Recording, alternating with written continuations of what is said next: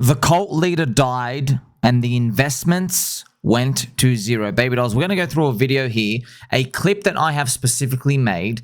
This gentle sir, this Asian guy, he used to be a Wall Street, pretty much a quant trader. And he's done some great videos, actually. He's I like he's very creative on his YouTube channel.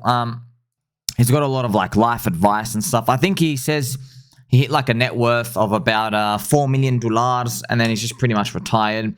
But he speaks a lot about, you know, finding an edge, and he's got really cool creative videos. But this one in particular, I watched his whole segment, and there was a snippet in here, and it was actually the worst nightmare for altcoins. Because actually, we're going to watch his video, but in this clip, he goes through the story, friends, is about revenge investing, revenge trading. And this is interesting. It's exactly what I've been teaching you to do. So revenge trading, we all know, friends, when we go through a hit, okay, you want to make the money back straight away. Okay, many like traders go through it. Everyone wants to make the money back straight away. So if you look at your P&L, okay, this is pretty much your P&L, right? Maybe here is zero, this, right? This could be like minus numbers, this is like plus. Maybe you're making up. But what actually ends up happening is, let's say someone takes like a hit, okay? Sometimes they take a hit and they don't want to take the hit. They want to go up higher. So they keep trying to basically leverage harder and harder and harder. But actually what ends up happening is, because you're doing that, you'll just like spiral negative even faster.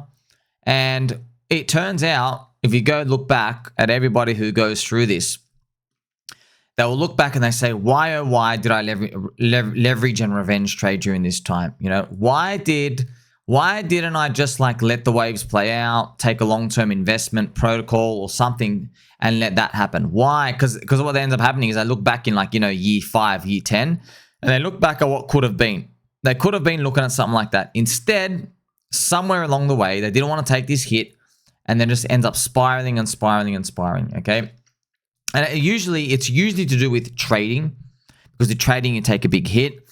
And something here is very applicable to altcoins, friends, because with altcoins, remember, it's a double-edged sword compared to Bitcoin, all right? Now, Bitcoin, we can definitively say, all right, yeah, it's not as high-flying as altcoins, correct, but Bitcoin is community run. It's really global run now. There isn't one person where if you take them out, it's pretty much game over for Bitcoin. There isn't, okay? It survived when the founder has left, Satoshi. You can't say that for many altcoins. Now, we're going to go through, friends. I'm just going to explain here for you. So before we listen to the clip, okay? The cult leader unexpectedly died, so the cult community investments dumped, as the expectation of the $100 million investments never played out. This is relevant for all crypto outside of Bitcoin, as only Bitcoin and maybe Doge are truly run by the community only. Okay, so let's have a listen. And yeah, there's going to be a lot of lessons to learn from me. Let's go. To revenge invest, not revenge trade. And I'll explain that through a story of my own. When I was fresh out of university, I was big on trying to get rich and retire early. And I probably explained it in previous videos, but I grew up in this cult. So I know about things that the cult are going to do. And the cult was investing hundreds of millions of dollars into this small university. They had already built like this brand new soccer stadium for it. And they were basically trying to gentrify that whole neighborhood, starting with the university. So I just want to quickly show you. So he was actually part of a cult. Must have been one of those cute little Korean Asian cults or something. They found like a small town, and there was a cult leader, like maybe I guess he amassed some money, was rich, and he wanted to basically get all the cult move in. So they're going to invest in a small town. Okay, it's a very small town. The land is cheap everywhere, and they can do everything they want, right? Now, it's kind of funny. He calls it like a little cult, but it's not really. It could just be like a little Christian denomination where they just want to have like a community or whatever. You know, we use the word cult, slap it onto everything, right? So they pretty much want to just basically buy low, you know? And then they get everybody in, and if everyone goes in, has their families, they put schools, and they just basically get all the energy and the network effect there. Everyone wins together. Okay, it's pretty much like everybody bootstrapping the city. But what ends up happening, as we end up finding out, is unfortunately things took a turn. So me thinking like an investor, I was like, oh, I'm going to buy like a small condo on the outskirts of that university in order to benefit from that gentrification, because I have essentially inside information about how this cult leader is going to pump hundreds of millions of dollars into this small sleepy town. What ends up happening is that this cult leader dies. He has like a heart attack or something. And then all of a sudden, all of his kids are like scrambling and fighting over his inheritance, and they're all suing each other. And so all of the investment into this small town completely freeze. And then the market just sort of crashes. So I lose like 50 grand or so. And at that time, that was a huge amount of money for me. You know, I had the temptation to revenge trade, because if I just say, oh, well, I'm an idiot and I just lost 50 grand, it's like really hard to stomach. Like, I made a decision and it just lost me this money, and that's the end of the story. Like, I get it. I get why people revenge trade. So I could have bought 2 more condos at the lows right next to it and tripled down. I could have opened up a leverage trading account and just started slinging and tried to have my P&L swing up 50 grand, because it's kind of like, oh, I'm already in the fast lane. And so why would I just step out of the fast lane after a loss? If it's going to swing, I might as well just hang out in that lane until it swings my way and then step out, right? I understand the mindset. So it's so interesting, friends. He doesn't talk about crypto at all. He's a stocks quant guy. But the cult leader, so you can name an altcoin, right? There's someone in charge. Well, there's a group of people in charge. If one of them gets hit, yeah, we take the hit. I know you don't want to think about it, but that's life, man. Friends, let's be honest as well, right? It's not even just crypto. Do you want to own Tesla if Elon's gone? Do you?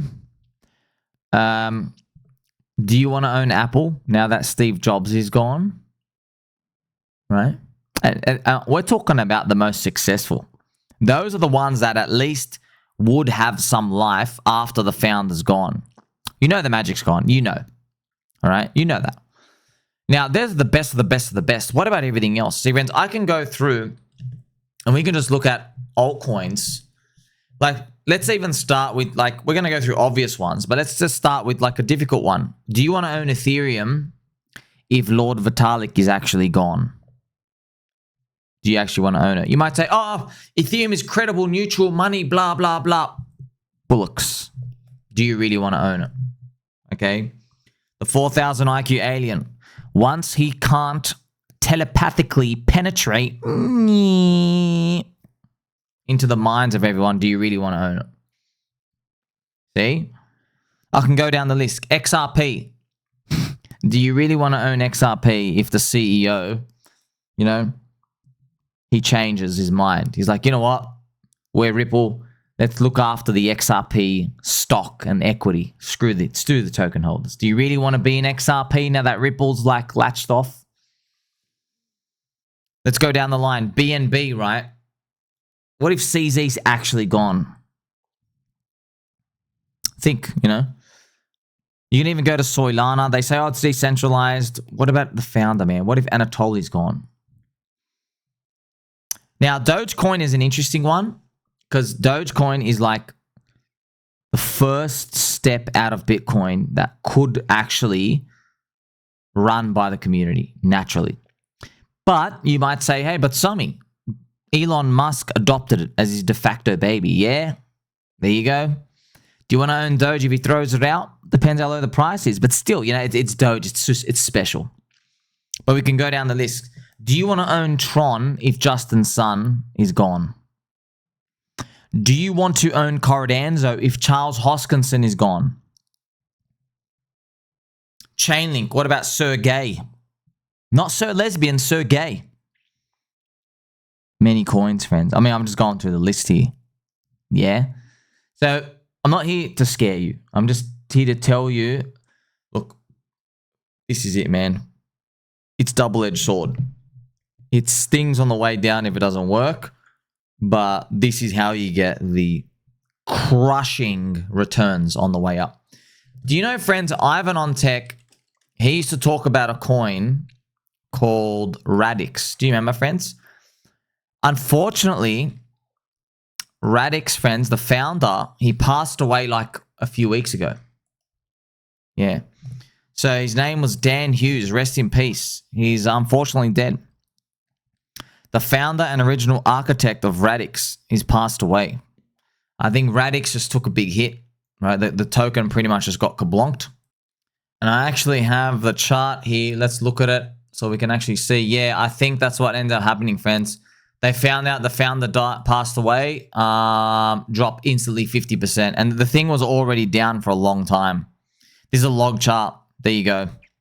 So, yeah, down 99%. This is a log chart, friend. Literally a freaking log chart did this. Okay. So, it was already down here. And then everyone was like, oh, founder's gone. Goodbye. And there's like the little retrace here and just, you know. Yeah, it's nasty, man. It's unfortunate reality. And with this many coins, you know, something is bound bad to happen, right?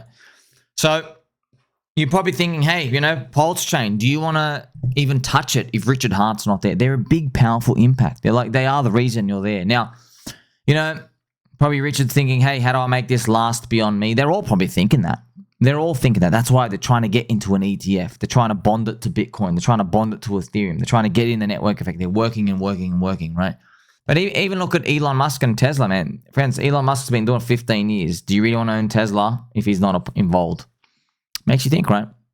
So it did give me a bit of a terror listening to this gentleman's story. Yeah, where I did not know. He's like, yeah, I was part of this cute little cult, buying the community. Remember the founder, he was going to inject hundreds of millions of dollars, right? He was basically going to command everybody, hey, come and move here. We'll set up schools. We get everything set up. Everything's going to move everyone here. We'll get businesses here. And basically there'll be an economy. We're going to turn it alive, right? And it didn't work out. He ends up passing away. The kid, that's what I remember. He said the kids, they didn't know what to do. So they just want to liquidate everything. They're just like, oh, just sell. I want to walk away. You know, which is, it's nasty to think about. I think about it and instead I revenge invest. So what does that mean? Normally, the conventional wisdom is to put your money in something like the S&P 500 and then slowly roll into bonds or something more conservative as you age. But I just decided I chose to make a high risk trade or investment and it went against me. So why would I stop making high risk investments now? I should keep making high risk investments. But as long as they're very strongly plus EV, that's the key difference between revenge investing and revenge trading. So what he's going to speak about next is, right, let's say you did get a hit. What do you do? His conclusion, it's very funny, friends. I've been saying this from literally day one. Okay, the conclusion is don't take on like a leverage long on like a leverage trading exchange on margin. Just look for what they call higher beta. It's my slingshot leverage. I use the term slingshot leverage. How do we do it in crypto? Okay, let's say you got hacked. Let's say it's unfortunate. Some of you got hacked. You lost $100,000. I personally, if I got hacked for $100,000 and I lost everything, I wouldn't come in and buy Bitcoin. I'd take on more risk, you know? I'd step in Ethereum. I'd step in Chainlink, Pulse Chain, PDI. Pulse Chain, you know what I mean? Like, I'd step in Slingshot Leverage. Basically, you go further down the risk curve. That's pretty much what he's going to conclude. But it's funny, with him, instead of the S&P 500 going further down the risk curve, he says, oh, I'll get into NASDAQ. Okay, that's what it's going to be. So it's going to be this cute, G-rated, family-friendly approach. I basically said, well, I'm just going to stay in stocks my whole life. And instead of buying just the S&P, I'm going to buy about half NASDAQ because NASDAQ shares a lot of the same company names as the S&P, like Apple, but it's a little more high beta, meaning for those of you who don't know, it tracks the S&P, but it goes up more when there's a bull market and it goes down more when there's a bear market. But because the S&P or the stock market in general goes up on average, basically you're accepting higher risk, higher reward. But the longer you're in the game, the slope is steeper. So on average, you're going to make more money. Basically, I decided, all right, well, I'm just going to stay in higher risk, higher return investments for longer portions of my life to make up for this 50 grand loss that I took because I chose to make a high risk investment. And it worked out perfectly fine for me, but it just takes more patience, which a lot of people don't have. People lost 50 grand. They want to make it right back within that week or month. And for me, I had to wait about 10 years. So if you look up the NASDAQ versus the S&P 500 in the last 10 or 15 years or whatever it was, it outperformed the S&P by over 100%. So choosing to have half my money in a higher beta index I made back more than the 50 grand I lost. I made maybe an extra $200,000 over having just left it in the S&P 500. So it worked out and some. Yeah. So that's the main takeaway to this. I want to tell you something, friends. I like this guy. Let's play some PUBG music for him. Something I didn't catch the first time when I clipped this, I just noticed him. He says, I had to wait 10 years. I had to wait 10 years. Now, if you're with me on this journey, we've waited a long time as well. We've waited 4.5 years since the last altcoin top. 2021, May, April, right? It's been 4.5 years. And it's not even ended yet, so it's 4.5 years and counting. What if it runs to like another 6 months? That's 5 years you have to wait. Yeah. And it's more risky because you're not investing in the momentum of the index of the US economy. You were investing in stuff which is like turbo hyper gambling. I mean, I'm wearing a McDonald's hat here. It literally could have gone to zero. I mean, a lot of them did go pretty much close to zero. And Peter went to zero twice, for example. Hex went down 99%. See what I mean? So we have much higher risk, So it's like, okay, you can get it done faster, but you could also like go really, really, really low, right? So we did pay the price, and we paid it with time as well. So I hope you learned something from that, friends. It did give me a bit of terror to know that, do you want to know why I showed this to you? I'm telling it to you now to remind you. Do you know a week before I came across this clip? Okay, now I watched the whole video. It was just that clip was at the end of the video. A week before I had a nightmare. Yeah, I had a nightmare, and I was thinking about what if like the founder passed away. Yeah. I had like this just terror. Or if the ALTCOIN founder passed away, like we're all wrecked. Yeah, that's what I was thinking about. And then I came across that video and I'm like, oh my gosh, it happened. It actually happened. Okay, the cult leader gone, energy's gone. No one can pick up the bootstraps, That's why I like Bitcoin surviving post Satoshi. It's truly a miracle, man. Community took it over, the real CTO. So know that, yeah, these are the risks, man. These are the risks. And we have paid a very, very, very big price with a lot of time. Like I said, it's been 4 years, pretty much 5 years, right? Pay with your blood. Hasn't even, not done yet. Not even close to done yet. Haven't even recovered yet, right? But it's nice to know his story ends out good.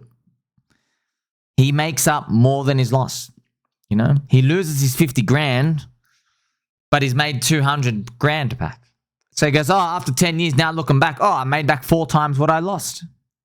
That's great. You think about it, oh, it only took a decade. So revenge investing is pretty much what I always speak about. Revenge investing, but you got to do it right. Like when you take a hit, you can make it back, okay? But it takes more time. All right, then never try to bounce back straight away, friends. That's how everybody pretty much goes into the tilt mode trading and they end up losing it. So I pray we continue to keep cranking, right? We are going to make it. It's been a very, very long journey. We're still on it. Some say it never ends. But, just think about that, in the next alts and waves, and there will be capitulations of Bitcoin. The world will turn its back on Bitcoin. The Bitcoin treasury companies will turn their back on Bitcoin. Everyone's going to turn their back on Bitcoin. And you and I are going to be buying it. And I'm going to be telling you, hey, Bitcoin dominance is really low now. And Bitcoin's special. It doesn't have a founder who needs to run it. Now, it's funny. All my talking points, I'll save them for you right now because we are absolutely nowhere near that moment. But I just want you to know there is a price of Bitcoin dominance that's too low, too fast, okay? Just so you know, and for everyone else, these are the risks we just have to accept, right? That's why a lot of people, if you're in multiple coins and communities, they say, oh, you're all correlated. Yeah, but, look at the bus test, man. If your founder gets hit by a bus, are you still going to be okay in the coin? Most things. See, the thing is, but you want that risk. You want that risk, right? Because Bitcoin's not going to give you 30x from here, okay? So this is just the principles we have to live by, right? That's why crypto, is like gunslinging cowboy stuff, right? And this is the world we have to live with, right? If you want, this is what they're saying. You want the sick gains, you're not going to get there by diversification. You're going to get there by concentration. Watching your bags very closely. That's exactly what you and I are doing. Like, subscribe, Billy Button, or catch you soon.